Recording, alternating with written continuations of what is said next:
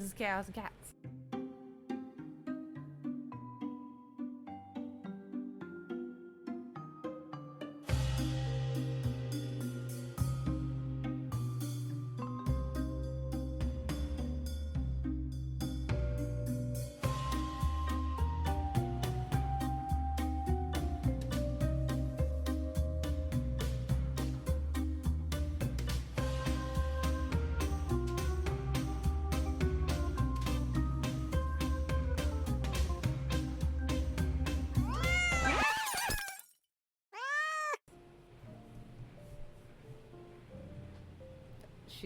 I was gonna say, you usually say hi after I say that. You just like dead aired, like just nothing from Laura for us guys. My name's Kaylee. Sometimes you give a little bit of space and then you say your name because for well, that's purposes. what I was doing, and usually I say hey, hi, hello, welcome to Chaos Cats, and then you usually go hey, or what's up, or something like that, and then we usually go, my name's Kaylee, my name's Laura, or something like that. Like, I feel like there's usually like a hi in there before we say our names. Yeah, I did mess up on that one. You just dead aired us right there, just nothing. All right, nothing. Crickets, guys, crickets. Not me. All right, I guess I'm doing it solo. All righty. You and your cats, all right? That's all right. I guess so. Sorry, guys. Sorry, boys. Sorry, folks. Yeah. But yeah, I'm Laura, I guess. Why not? Sure. Why not? Why You are not actually today? Laura today. Wow. Yeah. Wow. She is actually Laura today. Wasn't playing around. She was not playing around today. That's a first. Quick check-in. How you doing? Who are you today? Did you say your name? Yeah, I said my name like eons ago. What is happening right now? So sorry. Wow. I know it's been a minute since we've done a normal episode, but like, yikes. I mean, it hasn't. It hasn't, but like... been a moment. My brain, I think, is just... Clearly. Not... That's okay. A brain today. Okay. It's okay. It happens. It happens to the best of us. Yes. Anyways. Quick check-in. How you doing, Laura? You doing good? You doing okay? You want to burn the world? What's happening? Oh. You know... That last one resonated with her. That last one resonated with her. That last one resonated with her. I was like, now that you mention it, actually. I often tell my therapist that I tend to feel a little bit of everything all the time. So a little burn down the world, a little bit of okay, a little bit of love like, and yeah, a little peace, bit of everything. you know? I feel that so hard. Who knows? You know? So that's where Laura and I are both at, basically. Because yeah, same. Our emotions are like the weather in New England. Just wait. We'll change. The snow is already fallen. I'm not a fan. I know, but not sticking. But at it's least not still here. coming already, and I hate it. I know, but I kind of like it because it has happening, and I'm forced into it, so I might as well like it a little. Barely. And the first snow always gives Chloe the zoomies, and it's the funniest thing. So, I love that. So it was a good time in that way. That's so cute. That's cute. But yeah, I'm doing good. I'm doing good. I don't really have much to say. I haven't really been doing. Honestly, I don't have much to say either. There's not been much going on, you know. I went to see the Basement Yacht live. That was very cool. As if y'all have been here a while, you know that I am like. You know we're fans. A fan we're girl, fans. If one might have to say. We here at Chaos and Cats are fans of the Basement Yard Boys. They're funny. And I like to think I'm a Joe, but I'm a Frank. I feel like I'm the Joe of this friendship. I feel like know, I'm Joe, and yeah, you're Frank for sure. I love you, Laura, but you're definitely Frank. I already said Yeah, that. definitely. All right. I know, but I had to think about it. I'm like, yeah, actually, you're right. You're a Frank. Right. I had to think. I'm like, what am I? Am I a Joe? Am I a Frank? No, I'd have to be. I'm a Joe. Yeah. I'm a Joe. You're a Frank. Is what it is. We make a piece of a puzzle, and we come together to make greatness. So, exactly. Just like that puzzle. Y'all can't see, but Kaylie is making the strongest puzzle with her hands, slowly but surely, and then bam, stuck like locked in place. Locked in. So you can tell we're feeling a little extra today. Yeah, one way or the other. Who knows where it's going to land, but it's in. I need to just say, this is a random note. I took a chunk out of myself earlier today, this morning. You see that? See that chunk right there that's out? That fleshly, that spot. All I did was just accidentally go like this. And just nails? Scraped a chunk of my own flesh off with my own fingernails. Yep, I've done it before. If only my nails were strong enough. All right. They're not even that long. There's nothing there. But they are mighty. All right. Barely. Mine are pretty flimsy a lot of the time. Yours are long and sharper than mine. Mine break too. I know, but that's because they're fake. Oh, they're fake. These ones are fake, and they still ripped off because I can't get my shit together. That's okay. But unfortunately, I'm sorry to hear about the chunk in your finger. Still hurts. That's because I did it this morning. It's in a place that hurts all the time because you feel it all the time. Rubs right there. And your rings. My rings don't really touch it, but I pick up bottles and they usually go between my fingers, so I gotta be mindful of that when I pick up bottles and stuff. Yeah. I just be causing myself arthritis and shit out there in the fucking field, so. With the way I be carrying these bottles. For you people. Where I be carrying these bottles. Arthritis. And if you like wine, before 30, because I'm not even 30 yet, and I'm pretty sure I already got arthritis started, so pretty sure. Chipping away at those bones. I don't even know if that's what arthritis is. I think bones? It's is it the ligaments? Is it the to do with your joints? Gooey parts? I think it's your joints. Yeah, that's the word. The joints. It's to do with your joints. The gooey parts. It's the gooey plots. It slowly goes away. I was telling Nick I want to get one of those hand exercises that it's like stretchy bands and you flex your hands and it's kind of like a resistance band for your hand. Okay.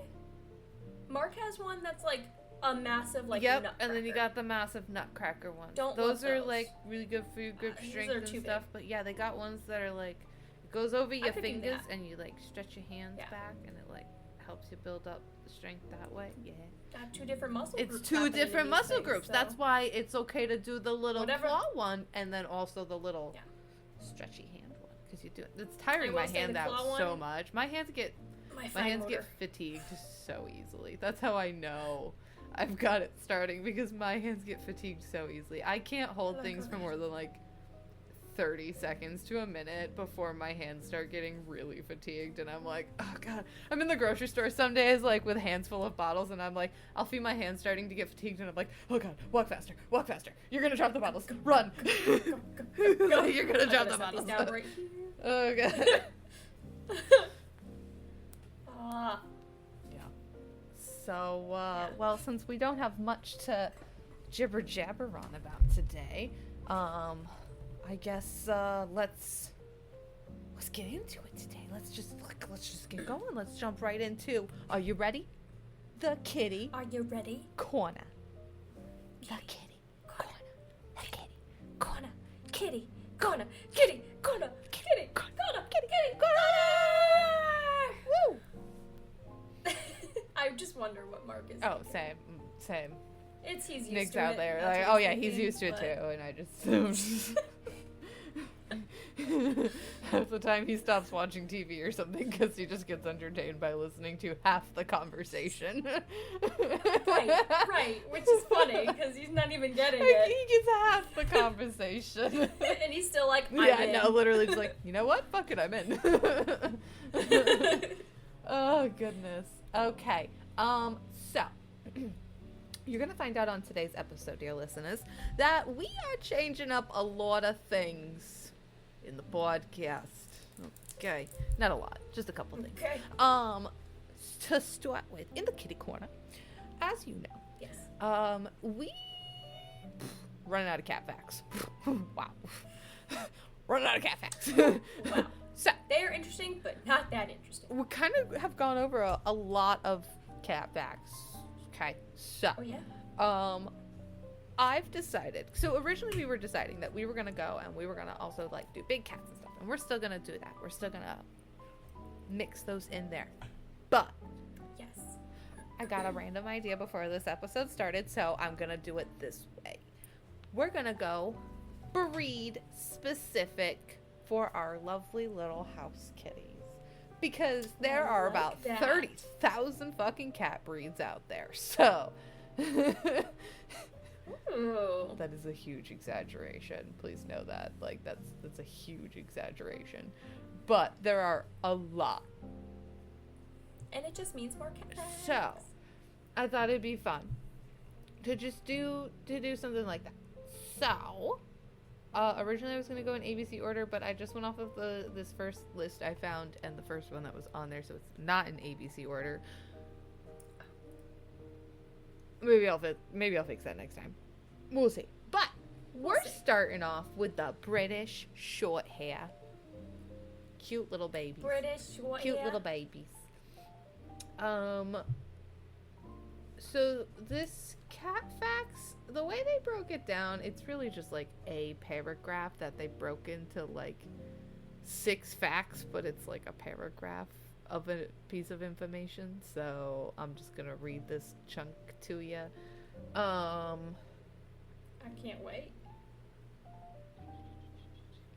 I'm just looking up what a No, I British know. short I know. hair I know. looks like. So cats are believed to have been brought to Britain by the Romans and used to keep the rodent population in check, and by the 1800s, street moggies had become strong, hardy, and self-sufficient.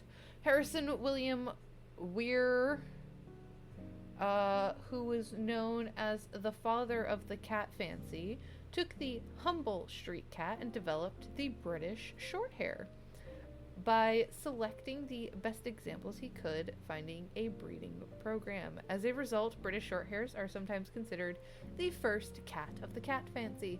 He once wrote, "My first love will always be for the short-haired domestic cat." He organized the first show in England at Crystal Palace, London, and he and his brother John Jenner Weir both served as judges of the show. A 14-year-old female blue tabby shorthair owned by Weir won Best in Show at the first show. Your own cat won the show? That's a little suspicious. Seems a little, sus Honestly, to me. same. My own cat would win the first shot, so. That's a crime, right? Alright. Arrest And her. then, so there are around 30 different colors and patterns of the British short hair. But they all have that same, like, short, dense fur. That's what I was noticing. They have, yes, so, and this little blurb. So the popular blue color, which is that gray, Yes. is often what comes to people's minds, but they can also be white, black, red, or they can have tabby or tortoiseshell patterns. And their coat is thick and dense, but easy to groom because it is also short, and they need to be groomed regularly to keep their coat looking nice and pretty. And their coat is often described as plush rather than fluffy because they don't have an undercoat. Whereas most cats have a lot of cats have an undercoat. Like, I'm pretty sure Rudo has an undercoat because that girl got a lot of fucking hair. A lot of fur. Yeah. Henry's like that Some too. like to think of them as teddy bear cats as they have chubby cheeks and large round eyes. And they can be described as stocky, medium, large cats with a powerful build. It's just like all of their features are like scrunched into their face, and then their cheeks are there, and like that is their face. It's so They're so cute. cute, and they always look like they have just like this really cute smile on their face. They're so cute. Yeah, they I love do. them. One day I will have. They got some chins. One on day them. I will have a blue cat. I want one of the. I want a gray cat. Now are all gray cats blue cats? Essentially, yeah. That's how you describe Okay. their color, their coat. It's a Okay. blue rather than... My dad has one. Yeah, I think it's described more as... I think it's usually described as blue rather than gray. I don't... You know what? I'm gonna look. We're in the cat facts. Let's figure the fuck out. Why the fuck is it like under a microscope? Gray it's blue, but to our human eyes, it's fucking gray. Called blue. Because my dad has one. She'd be looking gray. It's because they're more of a cool tone. So gray cats are called blue because it's an industry term for a specific shade of gray that has bluish, cool toned hue. That is why the color is a result of a recessive gene that dilutes black pigment, turning it into a silvery gray, and it's most apparent in certain breeds like the Russian blue and British Shorthairs. I think I see the difference when I look at the different cats. But it's hard to tell. Gosh.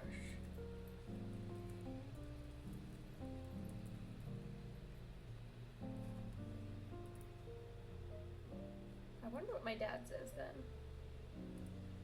I'd have to take a look at her again. I don't have her memorized. I've never pet that cat a day in my life because she would kill me. So. Her name is Lily, but she was nicknamed Shitty Kitty because she's mean as fuck. You look at her, she'll hiss at you. Honestly, in her old age, she's chilled out a lot. She lets me walk by and she doesn't try to get me. And that's cool. It's been years. Alright, she's like 12 or something. But we had a friend who used to be afraid of her and would walk around afraid of her. And she'd get pissed and fight him because he'd walk around like on tiptoes because he was like worried. You just gotta confidently walk by her, alright? She knows you're weak. She's going for you. Well, I do hope you one day get your blue-haired cat. One day. Okay, and then onto our cat stories. I kind of just Googled, like, people's stories of their, like, British Shorthairs. I was wondering if you were going to do this. I love that you're doing the British Shorthair stories, So too. I just went and I just found someone's Reddit thread, so I'm just going to read you about people's sweet little kitty cats. This one by Plastic Anxiety. Their cat's name is Milo. Milo is the sweetest, most cuddly little demon ever. The demon part is just a bit that he does at 3 a.m. where he sings opera. I got him when he was 6 months old, and it took about 3 to 4 days before he came out of his hiding spot and started to get comfortable. I believe I got him neutered at around 1.5 to 2 years old. It did not change his behavior from what I can tell. He's always been sweet, playful, and vocal. All I can really say... Oh, okay, so this person who started this thread was asking about male British Shorthairs, because I think they were looking to get one. So, some of the things might be like, that's why they're... So, you know, might be... weirded a little weirdly when they... a little bit more context behind their stories. Pumpkin is the mellow gentleman, so polite, but has his own character. We got him when he was 5 months old and neutered him when he was 7 months. I think neutering did cause his character to mellow down a little as he has less zoomies now that he's 9 months old. He is very British Shorthair, as in the typical traits, is a floor cat, does not really like to jump, and not very cuddly. He likes to follow us around the house, watching us from behind, and sits next to me on the sofa, rather than on my lap. Likes getting pets and strokes, but will gently bite me if it gets too much for him. His favorite place is the bowl on the cat tree, where he gets a view of the window so he can see birds, or glance around the house. He also barely meows and will bump his head against us if he wants something. If he really does meow, it is very soft and gentle. Mainly purrs most of the time. That's why I say he is a gentleman. And he seems to like everyone in the family. However, for guests, it depends. Most of the time he'll hide, but if it's just 1 or 2 friendly guests, he doesn't mind letting them pet him. Very tolerant. Also, he lets me trim his nails, wipe his face, and brush his hair. He is a very good boy. Very good boy. It's so funny they're talking about how he doesn't like to jump, and I'm like, duh. His legs are about an inch long. What do you mean? They're not munchkin level short. He's just a little they are a than little typical. stockier than typical cats, but they're not like munchkin level short. No, but there was one that I saw, but it was just because he was fat. That's fair. Yeah, I just don't think they're super big jumpers. Not all cats are. It took Daruk a long time to be comfortable with jumping. Like, getting him to jump up onto something was a whole thing when he was a baby. Oh my goodness. It was a whole thing. Like, we never really have to worry about him jumping on counters because he never really made a huge habit of it as a kitten. Because he didn't like jumping up on things. He was like, that's tall. I can't do that. Like, I don't think I can do that. He's like, no. Harley in her old age is definitely jumping a lot less. Rudo still jumps like crazy. She still jumps up on things. Yep. Exactly. But she stopped jumping on the counter after the, 5th time of setting our alarm off. Because it sets off a really loud alarm inside the house, and that loud noise scared her enough times that now she knows every time I jump on those counters when mom and dad are gone, a loud scary noise goes off. So. Glad it only took about 5 times. Yeah, it was about 5 times, I'm pretty sure. Not bad. Yeah. It's because there's a motion sensor. Had to really test because there's a motion sensor on the camera. In case people somehow get past the 12 sensors I have on all my fucking doors. In case they somehow get past the door sensors before the alarm goes off, there's a motion sensor in this room and in the kitchen on the camera. So that way, if they come through the house, it'll trigger everything. But it's set to pet mode so that it does not capture pets. Well, pets are supposed to stay below counter height. So when a cute little kitty cat jumps up onto a counter, that camera suddenly catches motion and goes, oh, we got an intruder. Intruder alert, intruder alert. So I started trying to catch it before they would call me, but I'd ask them, was it triggered by the kitchen camera? And they'd be like, yep. I'm like, yeah, it's the cat. And they would tell me too. They're like, yeah, all I see is the cat. I'm like, yep. There it is. Yeah. Look at her go. But she hasn't set it off in a while, so that's good. She's doing good. Good job. Not jumping up there and setting it off. Not that I care if cats jump on counters, because wipe down your surface before you use it, whatever. But Nick cares, so I try to make sure that I don't let them do it. Yeah. Henry only does it on our dining room table. Yeah. And I use the dining room table loosely. It's in our kitchen. And it's an island table catch-all thing. Nope. I get it. So I get it. We don't even have a dining table. We haven't had one. We've never owned one. One day we'll own one. No. We don't own one right now. One day. I can't fit it in my house, so. No, there's nowhere for a dining room table right now. This room has carpet. And I don't also, want a dining room table on a fucking carpet. No. Food and carpet? No, odd. thank you. I do think if someone were to come in and burglarize your house, they'd get in there and they'd be like, what the fuck is happening? Why do you have a window on the inside of your house? And also, how do you have an inside of your house that's also the outside? Just get distracted by the fucking... going on? Just get distracted by the confusion that is my house and the construction of my fucking home, because my home construction makes no sense in some areas. Especially where they just left the windows in the house that lead to a porch now. What to rob? Which is fine, because it lets in more light in here, but I think it's awesome, not gonna lie. No, I love it. It's great, but... But someone had a thought and they just did it. Well, no, what it is someone was lazy and they didn't do it, is what it actually is, because they built a porch and they didn't close off the windows that were now leading to the porch that were once on, that led to the outside, but now lead to a porch. Which, again, is fine, because it just lets more light in. I love it. I love it, too. It's great, but... It also just never seen it before. Gives us more windows more people can look through, and I put up lace curtains so people can't look through our front windows as easily because our neighbors are literally directly across from us. We can look in their windows, they can look in ours. Hey, neighbor! Yeah, basically. Good morning! Yeah, basically. So, their house is set way further back, but still. Still. Alright. Anyways, now that we've rambled on off of cat facts into other shit, we still managed to talk about cats, but that's fine. Anyways, that was our kitty corner. I hope you enjoyed.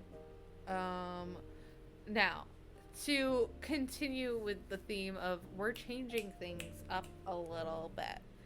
Changing things. Now, I know, listen, alright, come close, okay? I know we told you that the point of this podcast was chaos. Chaos, chaos, chaos. Chaos. Little to no order. Well, for specific reasons of wanting this podcast to actually go somewhere, we are gonna make some changes. As we've told you guys, they're little changes. We're just sharpening things up. As we've told you guys, as we've made changes, as we've added things, changed up how we do things, we're still refining this podcast and how we want it to look. And I think we finally found our flow of how we want to do things moving forward. So, as you have noticed, we're still going to check in, do a little chat with you guys. We're still going to have the kitty corner because, hello, it's a random part of the episode that we enjoy. And it brings cats into this podcast because we can't keep the name Chaos and Cats if we don't have cats in here somehow. So, we have our kitty corner. And then, moving forward, for our topic section, we're going to be a bit more themed, if you will. So we'll have an overarching theme to our topics. Now, we're still going to both go in more than likely completely different directions. Who knows? Maybe occasionally similar directions. Imagine we have the same topic. It that might would piss me off. be more likely that Laura and I pick a same topic because we're doing a more overarching theme to things. But who knows how long it'll take for that to finally happen. If it happens, who knows? Can't wait. I think Laura and I are waiting for the day we pick the same exact topic on, like, just out of pure happenstance. Like, for some reason we were both drawn to this thing. Because we're good friends, but we're two very different people. Opposite. Exactly. So, she's a Slytherin, I'm a Hufflepuff. I'm a Joe, she's a Frank. Yeah, I forgot we already had that analogy. I love it. I'm a Joe, she's a Frank. Exactly. And that's how I categorize them. Oh, that's fantastic. So, today's theme is crime, because Laura and I were coming up with a huge list of overarching themes that we wanted to do just to help us be prepared for picking future episodes. Because Laura and I need a teensy little bit of organization in our lives. So today's overarching theme is going to be crime. So I went back and looked because it's been a minute.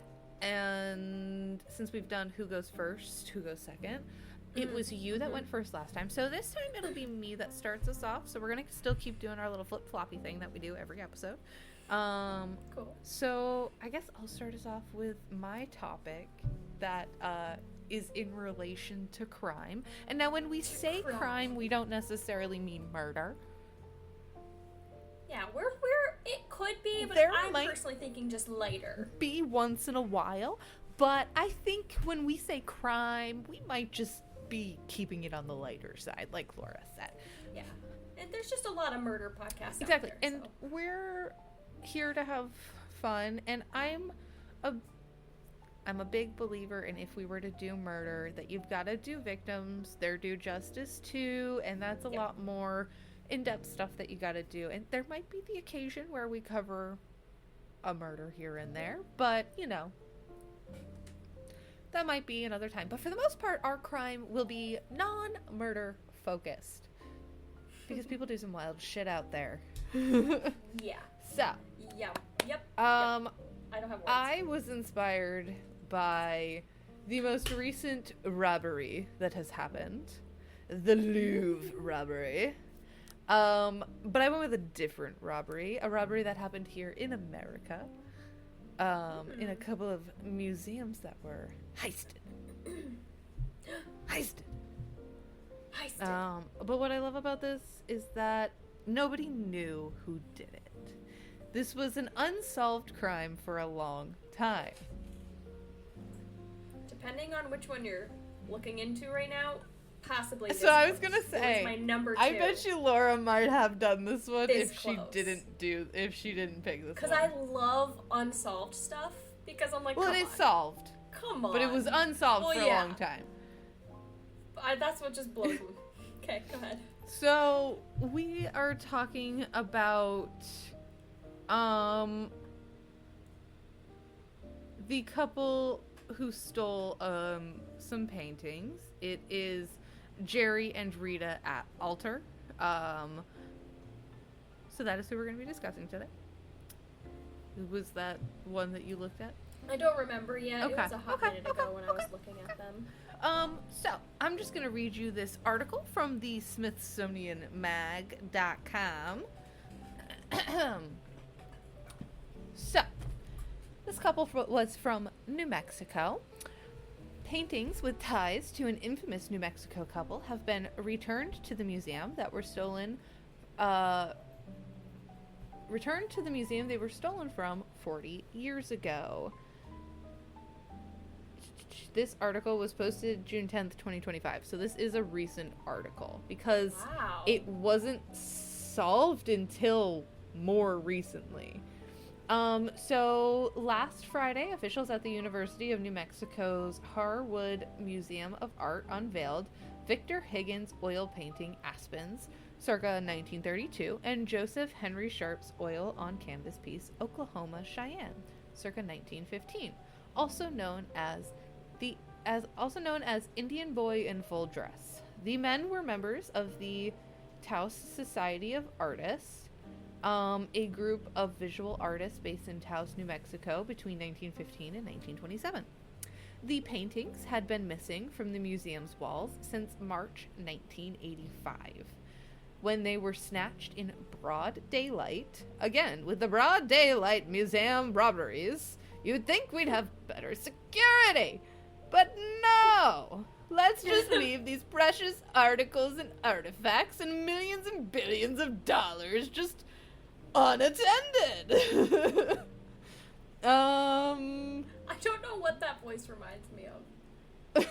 I'll have to think about it. But thank you. You got evil for a second, and I like it. So they were snatched in broad daylight. It took 4 decades and lots of sleuthing by an amateur historical crime researcher to get them back to their rightful owner. They're now on display as part of the museum's The Return of Taos Treasures exhibition. So they're welcome. Right. They just made them more expensive. The FBI, which located and recovered the works, has not announced any arrests in connection with the theft. You'll find out why. However, the missing masterpieces have been linked with Jerry and Rita Alter, an unassuming husband and wife who purportedly led double lives as high-stake art thieves. So here's why nobody's charged, and there's nobody they can charge. Jerry died in 2012, and Rita followed in 2017. The only reason their art was found was because they died. This was only found because they died, so an antiques dealer came to sell off their shit and realized there were legit pieces there. That's the only reason they were caught, and that this art was found is because they happened to die. And their shit didn't get kept by a family member or anything. I don't know if they had kids or anything, but like someone just called an antique dealer to to go through their shit and sell it.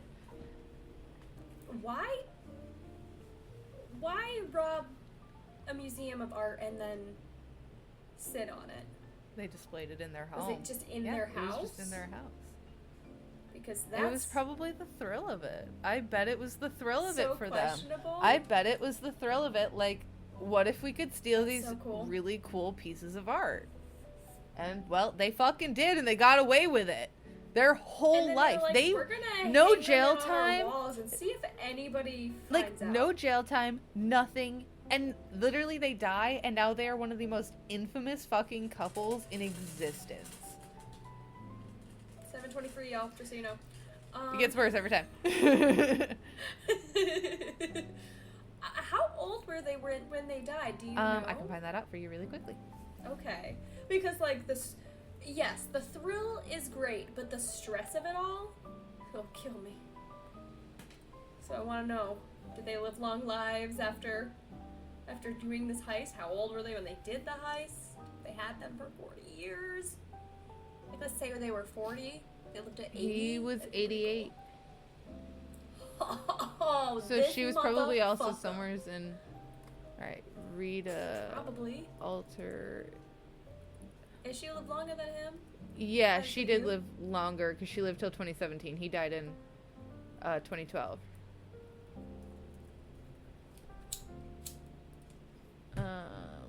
She died at 81. Wow. Ate her up a little bit, but 81 is still so solid. Oh god, yeah. Alright, so Jerry died in 2012, followed by Rita in 2017. So after the couple's death, antiques dealer David Van Auker was tasked with appraising the contents of their 3-bedroom home in Cliff, New Mexico, a tiny town near the state's southwestern corner. Van Auker found a painting hanging in the couple's primary bedroom that turned out to be Willem de Kooning's 1955 Woman Ochre, which had been pilfered from the University of Arizona Museum Art in November 1985. A photograph of the couple placed them in Tucson the day before the theft. The discovery of the missing Kooning, worth an estimated $160 million, and eventually returned to the Arizona Museum, made headlines around the world. In 2022, director Alison Otto explored the story further in her documentary, The Thief Collector. Rue Schachter, who became a historical crime researcher after retiring from his corporate job, wondered if the works in the Alter's estate might have also been purloined. He started poking around and eventually realized that the 2 other paintings found in the Alter's home, Aspens in Oklahoma, Cheyenne, were also stolen. The account of the theft at the Harwood is almost identical to the account of the theft at the University of Arizona Museum. Schachter told the Silver City Daily Press, Juneau, August last year, a guy comes in a big overcoat and slashes the painting with a packing knife. He rolls it up and stores it in his overcoat and leaves. A photo featured in The Thief Collector also shows Jerry playing a clarinet next to a wall of artwork, including Aspens and Oklahoma, Cheyenne, as Taos News' Jeffrey Plant reported in December. So literally the dude has a picture of himself playing a clarinet, standing in front of these paintings, like, I'm pretty sure in his home, I'm thinking is what they're saying. But how are you going to know they're not just duplicates? How do you know? You don't know. Right. You don't know that these people don't just have duplicates of these artworks. You'd have to touch it, though. Oh, absolutely. You'd have to get close and touch it and, like, truly inspect it. And then you'd be like, wow, this is really old and, like, faded and kind of, like, not looking so good. What is this? Because they also did not take care of them. Oh, they restored them. There's restorative processes for these fucking things. Yeah, no. They've got restoration of paintings down fucking packed at this point. I don't know how none of Oh, that no, they literally basically go in and, like, essentially repaint them a little. Like, they clean it up and they essentially have to go in and kind of trace over it, essentially. Yeah. So. I've seen white collar. Yeah. So Schachter didn't quite know what to do with what he'd uncovered, so he decided to send an email explaining his findings to the Harwood's executive director, Juniper Laharsey. I responded right away, Laharsey tells Taos News. Laharsey tells Taos News' Haven Lindsay. I wasn't aware of the stolen paintings, but recognized right away that this was something we needed to act on. The museum quickly organized a volunteer task force to dig into Schachter's claims. 5 weeks later, they alerted the FBI, which launched its own investigations in the spring of 2024. Detectives were able to track down the paintings and return them to the museum roughly a year later on May 12th. The FBI did not share many details about its investigation nor how it located the missing paintings. They had been donated to a now closed thrift store, which sold them through the Scottsdale Art Auction in 2018. The cooperation of multiple individuals and other entities contacted during the investigation was critical to the recovery of these paintings, notes the FBI statement announcing the painting's return. All investigative leads have been exhausted at this time. The FBI also notes in its statement that the theft of major artwork The FBI also notes in its statement that the theft of major artwork statute, a law enacted in 1994 that makes it a federal crime to steal any object of cultural heritage from a museum, was not in effect when the Harwood paintings were stolen. Now that the paintings have been returned, they say what's next for Schachter, he doesn't know, blah, blah, blah.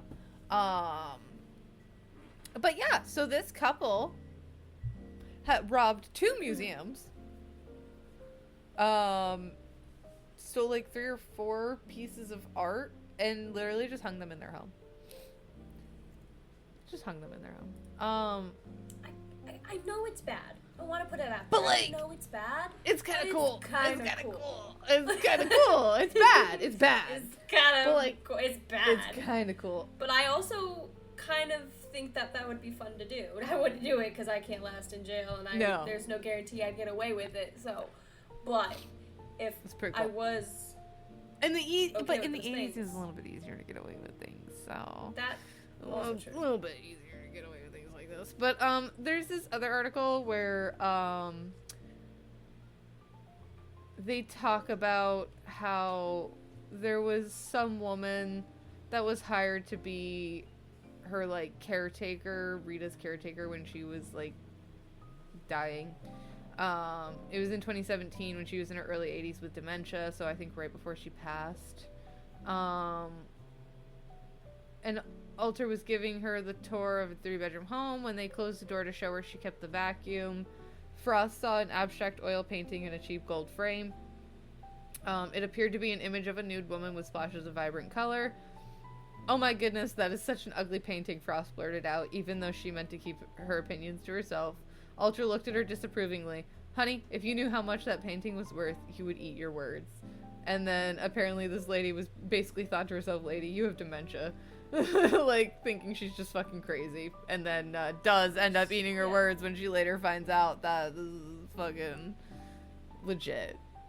But yeah, then they talk about how the painting had been damaged in the theft and had faded with decades of neglect. Museum officials sent it away for restoration. Now as the restored painting goes back on display in Tucson, newly released FBI documents and more than a dozen new interviews by the Arizona Republic raised new questions about who might have been involved in the theft and about the couple's extensive art collection beyond the de Kooning. Kind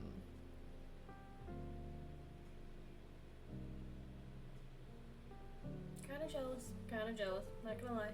Mm-hmm.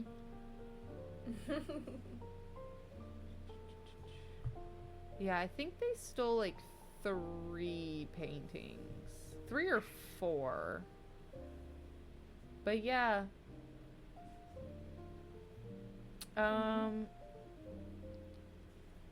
So then they talk about like the couple themselves. So New York City years. Herman Jerome Jerry Alter was born in New York City in 1930. His family had a store that sold old furniture with knickknacks. His future wife, Sarah Rita Sinofsky, was born in 1935 in New Jersey. Her family ran a newspaper delivery business. They met at a hotel in the Catskill Mountains in 1955, where Alter played clarinet in a jazz band, and Sinofsky had gone on to be a waitress. When she got there, she discovered there wasn't a job opening, so she went to a cafe to mull her predicament. That's where Alter spotted her and struck up a conversation. According to their nephew, Ron Roseman, who is executor of his aunt's estate. They married in 1957. The Alters lived in New York City at the same time as Dutch-American artist Willem de Kooning was making a name for himself in the city. De Kooning shocked the art world in 1950s with a series known as the Women paintings. They were dramatic, aggressive depictions of women with big mouths, wide eyes, and exaggerated breasts. One of the Women paintings, made in the winter of 1954 to 1955, featured a nude woman with breasts accented in yellow. De Kooning added hues of turquoise, green, crimson, and orange against a neutral background. He sold the work titled Women Ochre along with several other paintings to Martha Jackson, a New York City art gallery owner. Jackson exhibited the paintings at her art gallery in 1955. Whether Jerry or Rita saw the painting while it was on exhibit or knew or crossed paths with de Kooning remains a mystery. The Alters were known to appreciate art and visit museums. The couple, which is where I think it was a thrill thing. I think it became a thrill thing for them. I think they were really big art lovers and appreciated art. And just one day, they sat there and had a conversation. What if we stole a piece of art? What if we could take one of these for ourselves? Yeah, like we just fully knowing if they got caught, they were fucked. Yeah. But like, if you're into art like that,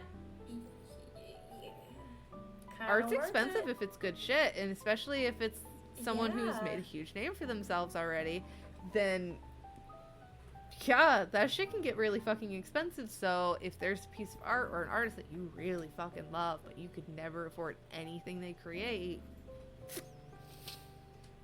why not try to rob a museum? They make it freaking easy for you. Just open the door for you. Why don't you? Here, let me just smash the glass for you. Oh, no alarms. Oh, no alarms. Again, we're back to the 80s. It's probably a little bit harder now, but are you sure? No, not in the slightest. But I wonder how they chose why they loved these paintings so much. I wonder if it was either opportunity, right? You know, just kind of like a victim of opportunity, basically. But the victim is the painting, or if they knew that maybe this specific gallery that these artists they liked were in, they knew they were much more lax about keeping art, you know, like under lock and key. You know, maybe they're about a little bit more lax, and they thought they could, you know, they had an easier chance of doing it. I don't know. We'll never know because they died and never got to tell their story. They didn't write a story. I'm so mad one of them didn't write a little book or something. Rita, why didn't you have a little journal about your fucking heist journey with your husband? I know, at least leave us something. When you're 80 and a half years old, okay? Girl, Because you got dementia. Start telling your secrets. Forget how to keep your secrets. True. I wish you had divulged more to that fucking caretaker. Yeah. All right. That would have been, but I do know notes have gotten people caught on a lot of occasions, like diary type stuff. But come on, take one for the team. I need to know. Yeah. I've got to know. So it looks like he went on to teach at a school. He retired at the age of 47.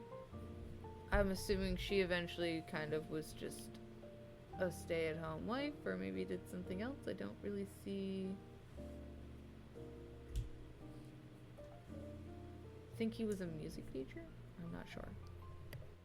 I'm kind of skipping around in this article. This article is pretty long, so... It's okay. Then they moved to New Mexico. They bought some property Rita inherited from her mother some money, and they bought a piece of property in 1974. He said they likely researched potential retirement spots and may have picked Cliff because it was affordable and remote. Cliff has fewer than 200 people, ranch houses and mobile homes dot the landscape. The Gila River winds winds its way through the unincorporated town.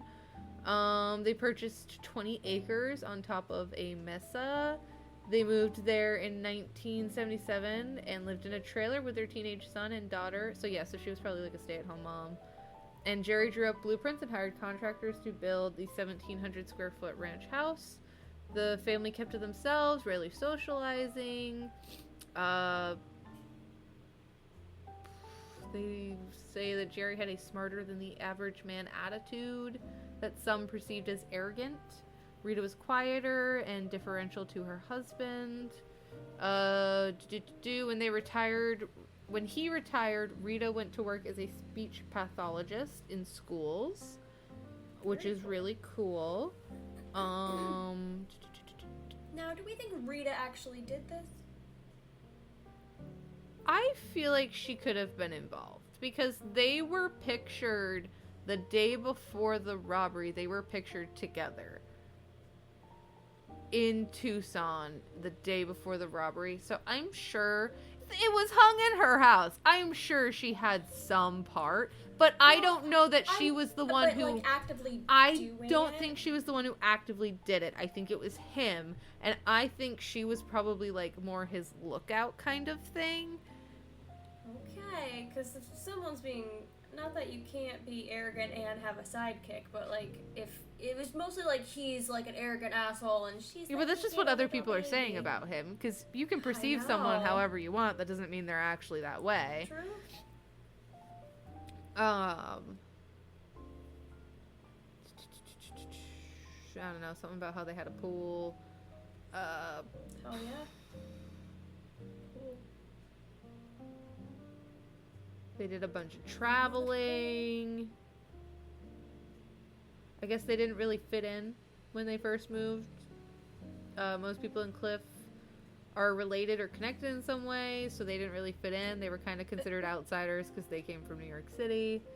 There's 200 of you, alright? You didn't expect this? No, they didn't. There's only 200 of them. They all fucking know each other. They're like, who the fuck is this yokel coming into our town? No, I mean, like, how come them? Oh, I'm sure in?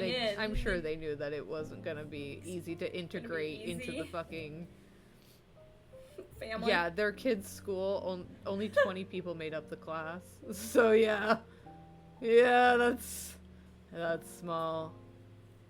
It's a gene pool right there. Figure it out. I guess their son was diagnosed with a mental illness at some point. Not that same, honestly. I don't know, something about people screaming at each other. I guess Jerry had a heart attack in 2002. Ooh, Jerry.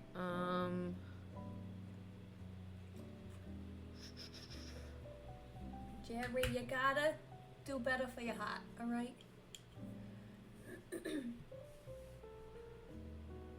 Whoa. Oh, drama. Apparently Rita did not like anyone being in her bedroom. She especially didn't want her bedroom door shut. She would not like me to mess with the door. It was a very weird thing. Rita liked to rise at 5 a.m. after a breakfast of oatmeal and toast. The two pulled weeds and took long walks. Rita wearing a scarf over her hair and oversized sunglasses. Rita told her, this is the caretaker, weird stories as they walked. Hardesty said, in one story later relayed to the FBI, Hardesty said Rita told her that Jerry had made a painting that was later stolen from him, so he went to his school to get his art back. Interesting. Hardesty was unsure what Rita meant by school. She figured Rita was referring to Jerry working as a teacher in New York City, and he may have traveled there to get his art back. According to Hardesty, Rita also claimed there was African art worth a lot of money. She said was hidden in the outdoor building that housed a hot tub. She said, if I catch you in that hot tub room, I will fire you. Hardesty assured Rita that she had no intentions of going in the room. The Alters had a collection of African art they amassed while traveling, which they kept in one of the bedrooms. Rita liked to sit in that room.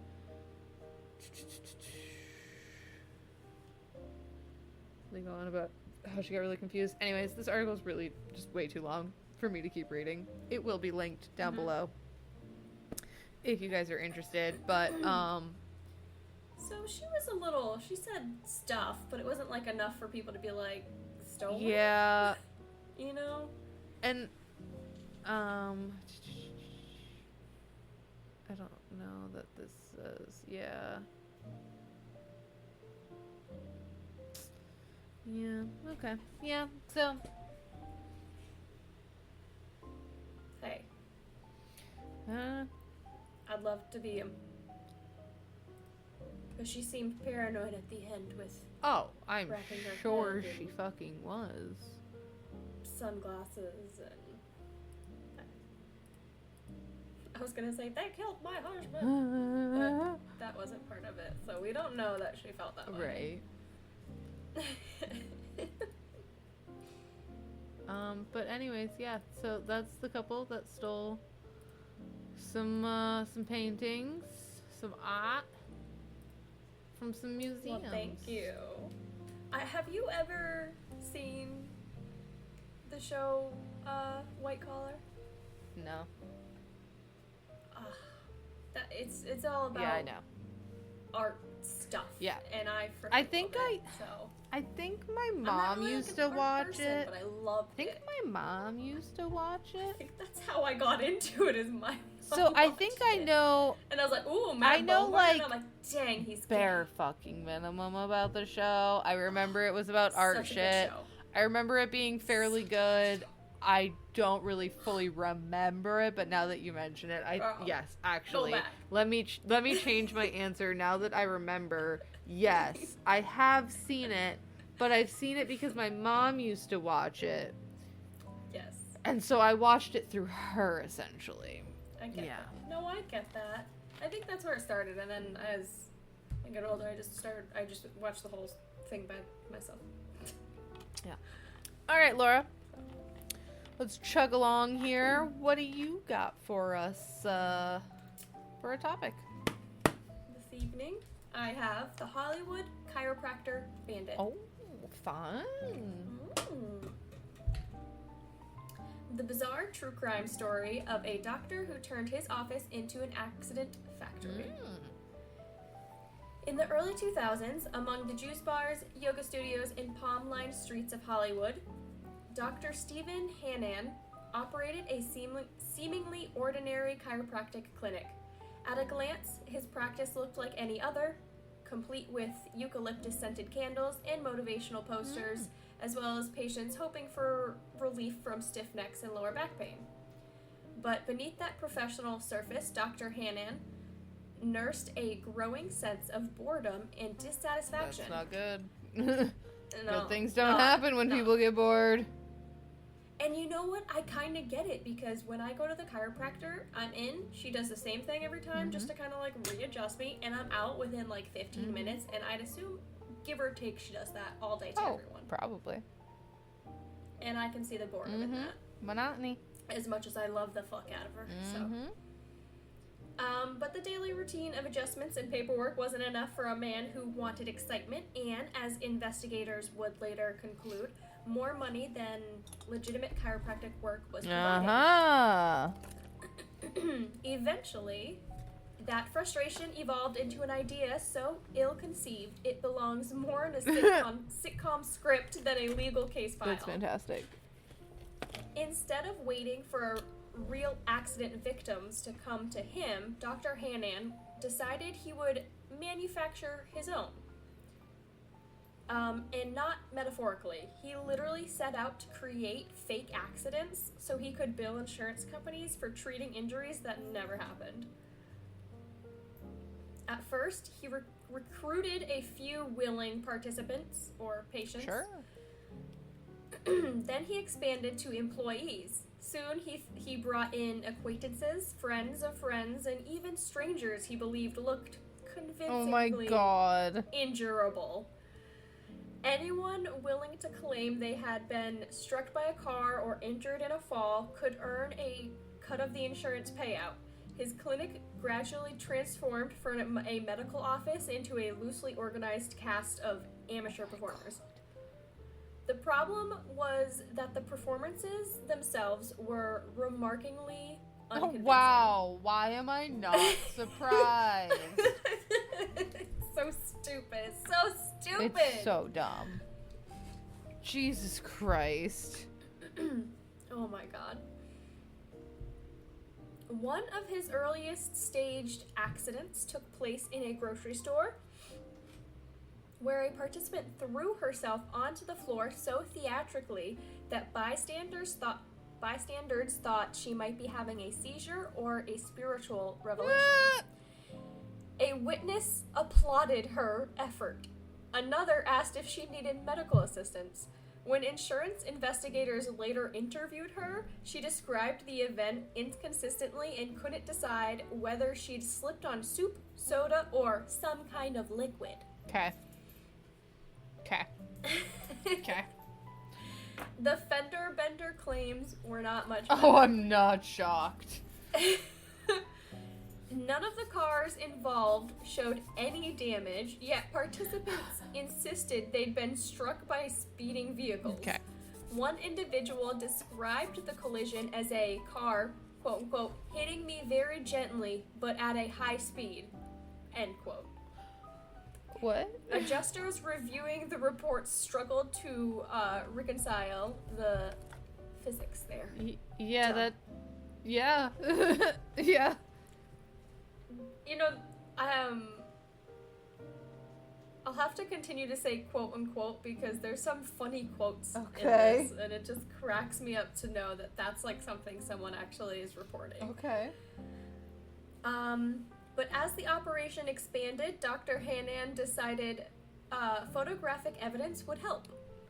The resulting images were so poorly staged that they quickly became key evidence for investigators. Staff members posed on asphalt while coworkers honked cars nearby to quote-unquote capture the sound of danger. Patients wore neck braces backwards, applied ice packs to the wrong injuries, and limped inconsistently from one photograph to the next.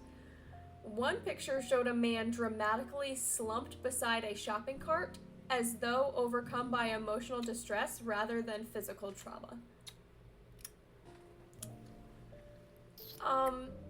Then came the most audacious claim. An injury inflicted by a quote-unquote hit-and-run vehicle. Convenient. That left no dents, no tracks, or marks of any kind. Really hit and run into the point where it doesn't even exist, huh? So, that's quite a hit and run. Must have happened so fast. Yeah.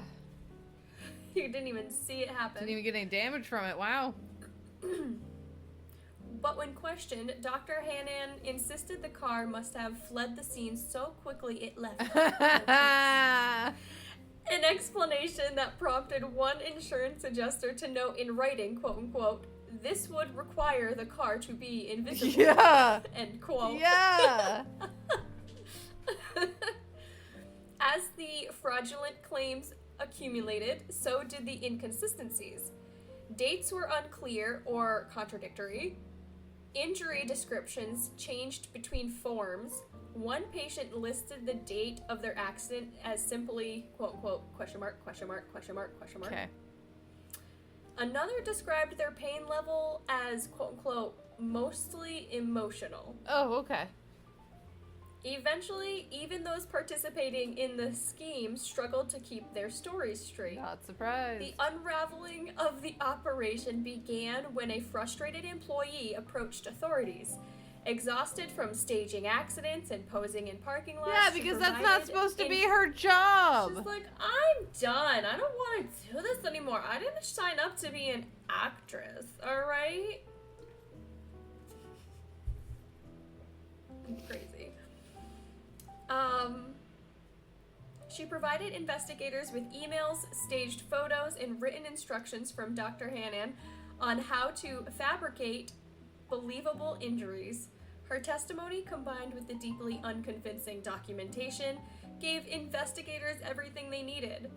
Dr. Hanan was arrested and ultimately convicted of insurance fraud.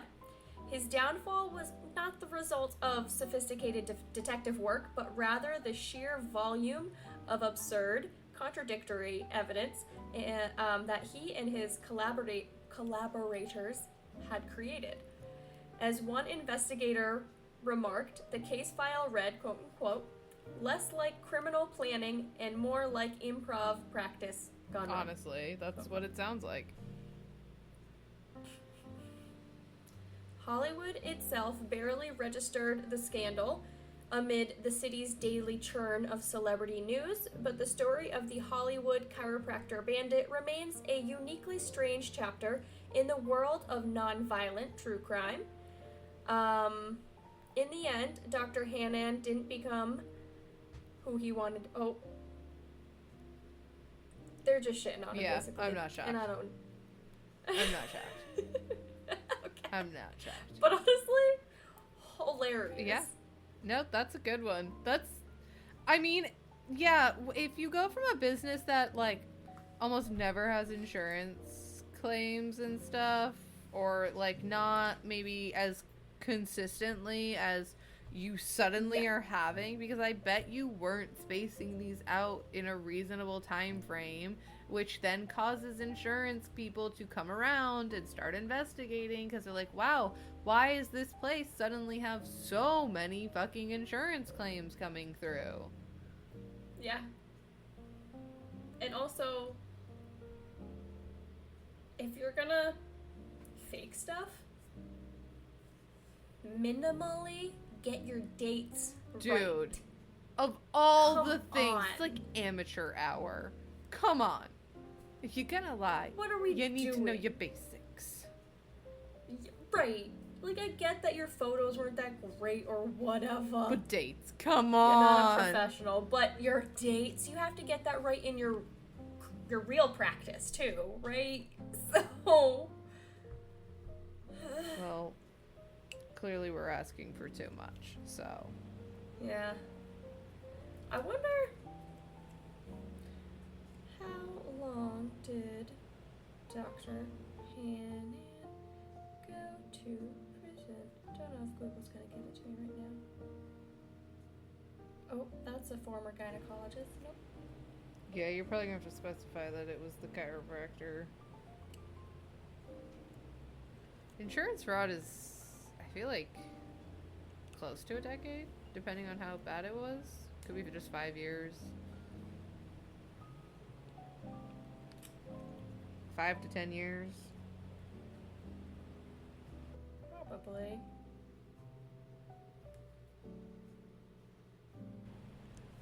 Doesn't want to say sorry, y'all, but if I figure it out, I'll let you know. Cool.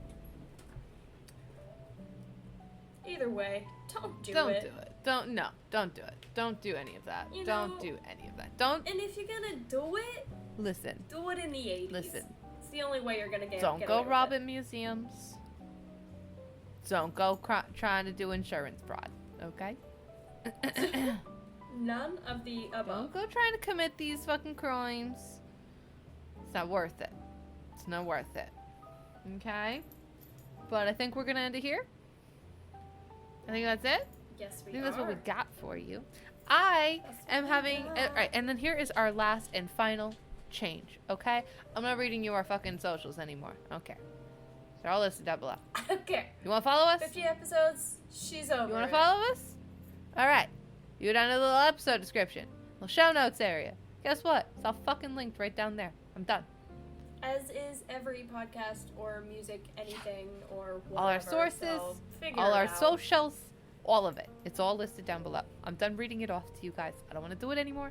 It's all at Chaos and Cats podcast or pod at everything, okay? You find us there somehow. You'll find us. I promise. But that's it. That's where we're ending it. That's it. I hope you enjoyed this episode. Hope you had fun. And we'll see you guys in the next one. See you later, alligator. Goodbye.